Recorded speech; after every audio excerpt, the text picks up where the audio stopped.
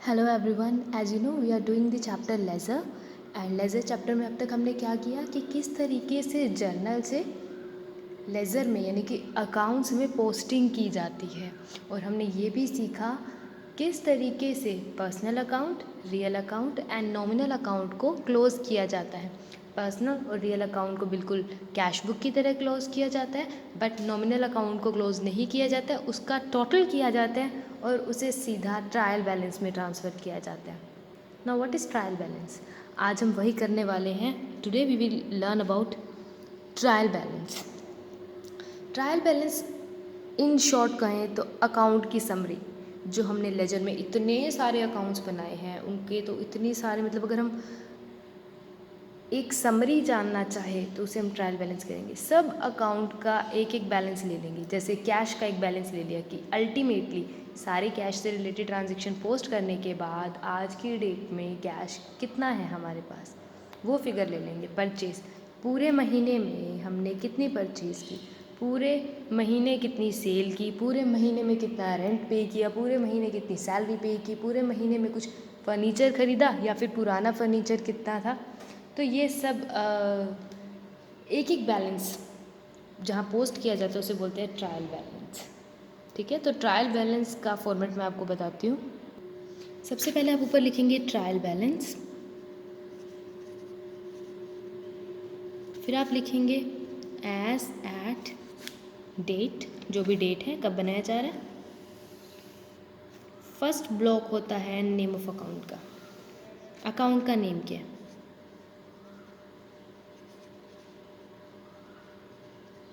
Second block LF, that is ledger folio, and 2 columns बनेंगे। 1 column debit and the second column credit. एक तरह से journal की तरह ही इसका परफॉर्म है, बस डेट मेंशन नहीं करनी है। ठीक है, ये आफ्टर अ सर्टेन पीरियड बनाया जा सकता है, after a month, after 3 month, after 6 months और आफ्टर एन ईयर।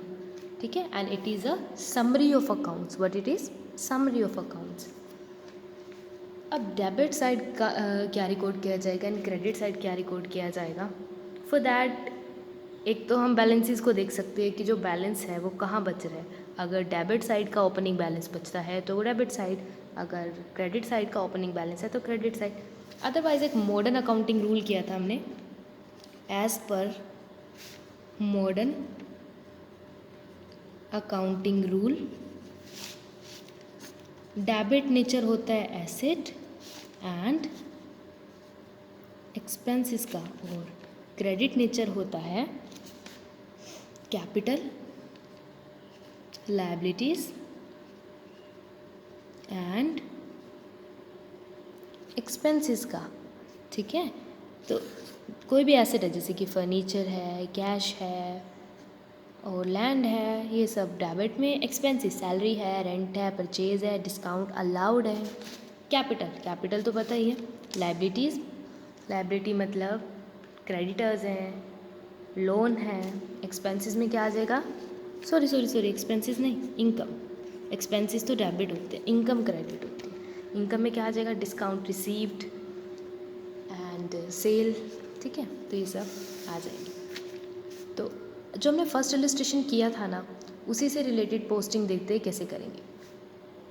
इसमें कैपिटल अकाउंट का क्लोज ओपनिंग बैलेंस देखो कहाँ है। क्लोजिंग बैलेंस तो डेबिट साइड है, बट जब रिकॉर्ड करते हैं ओपनिंग बैलेंस देखा जाता है। एंड वी नो कि जब ओपनिंग बैलेंस किया जाता है तो अपोजिट साइड आता है। तो कैपिटल अकाउंट का कौन सा बैलेंस बच रहा है? क्रेडिट बैलेंस बच रहा है। क्रेडिट साइड ज़्यादा थी ना, तभी तो यहाँ पे राइट करना पड़ा, इसलिए कैपिटल अकाउंट का क्रेडिट साइड ज़्यादा है। नेम ऑफ अकाउंट कैपिटल, कितना अमाउंट ज़्यादा है? 2 लाख, तो क्रेडिट साइड कितना आएगा? 2 लाख। ठीक है, नेक्स्ट देखो विशाल ट्रेडिंग कंपनी। यहाँ पर कोई बैलेंस ही नहीं बच रहा क्योंकि ये पूरा ही ख़त्म हो गया। जितनी की परचेज़ की थी उतने की पेमेंट भी कर दी है, तो ये बात यहीं ख़त्म हो जाएगी। Next is Mohan garments. Mohan garments का बैलेंस क्रेडिट बच रहा है, तो यहाँ से पता चल जाता है। देखो मोहन का बैलेंस अगर क्रेडिट है तो मोहन हमारा क्रेडिटर है। मोहन को पेमेंट देना बाकी है, तभी तो उसका क्रेडिट बैलेंस बच रहा है। तो नेम सेकंड अकाउंट क्या हुआ, Mohan garments.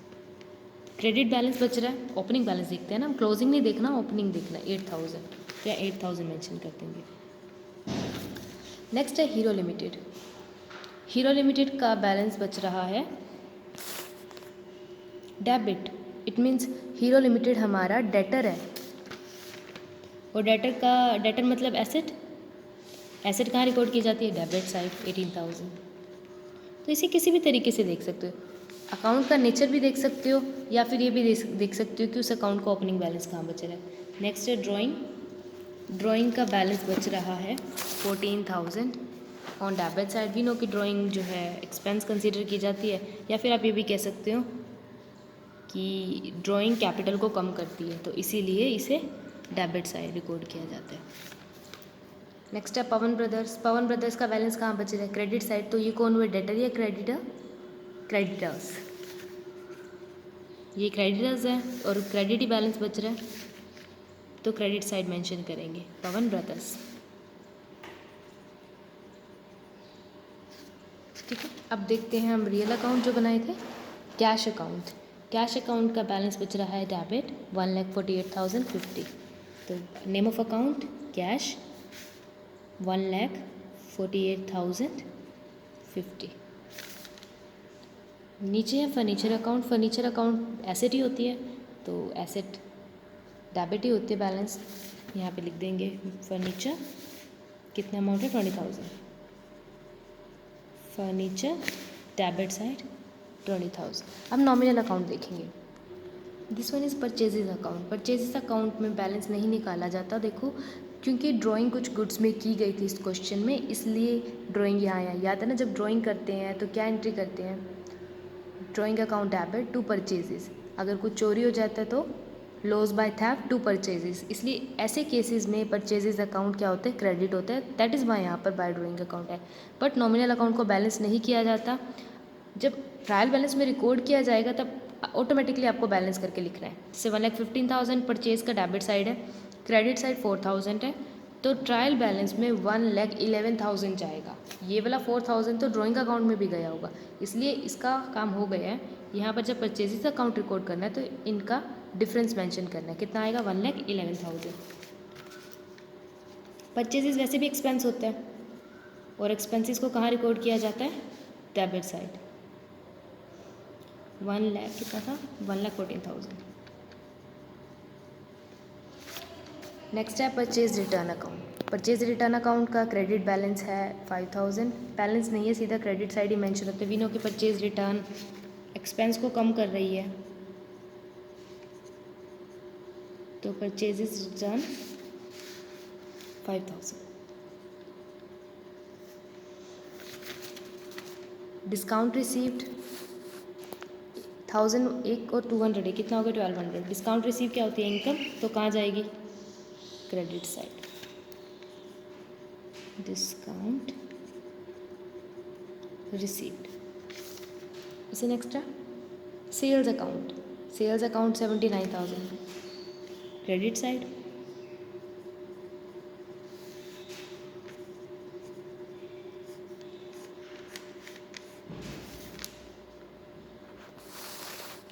Next is discount allowed 150 and rent 2,000।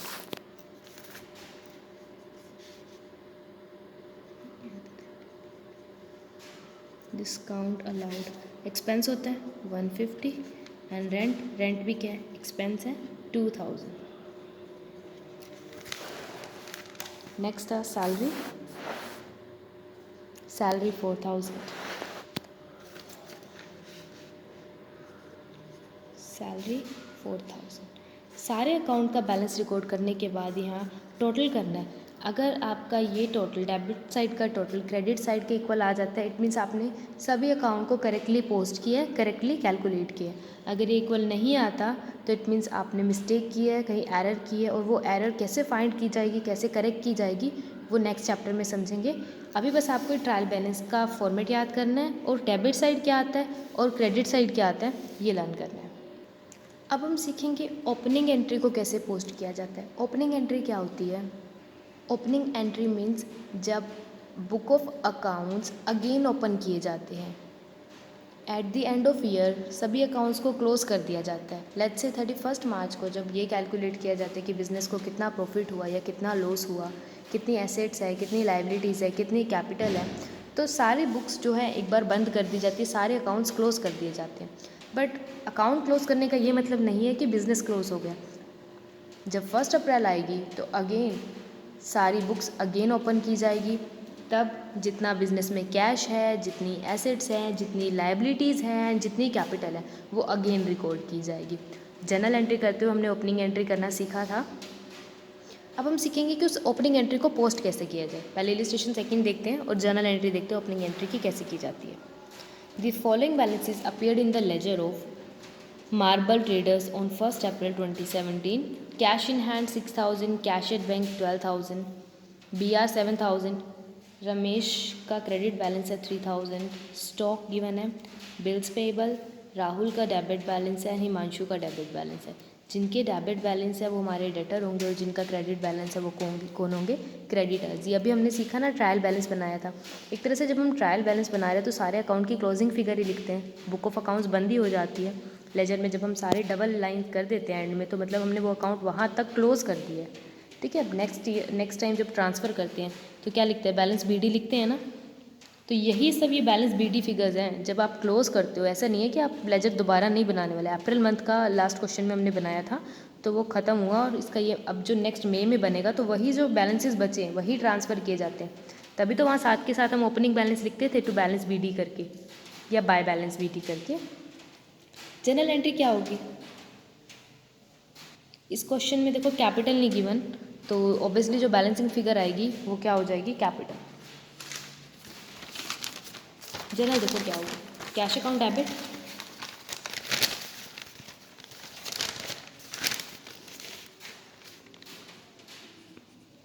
Cash account debit कितनी अमाउंट से, 6,000। Bank account debit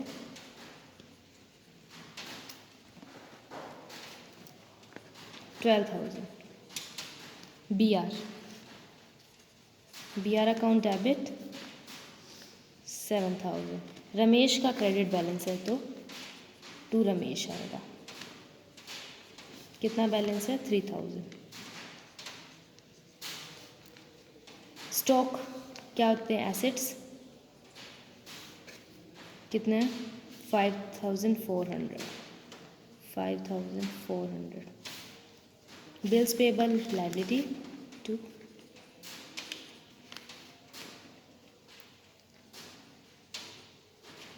bills payable account for कितना अमाउंट था, 2,000। राहुल डेबिट 9,700। यहाँ स्पेस कम रह गया। हिमांशु डेबिट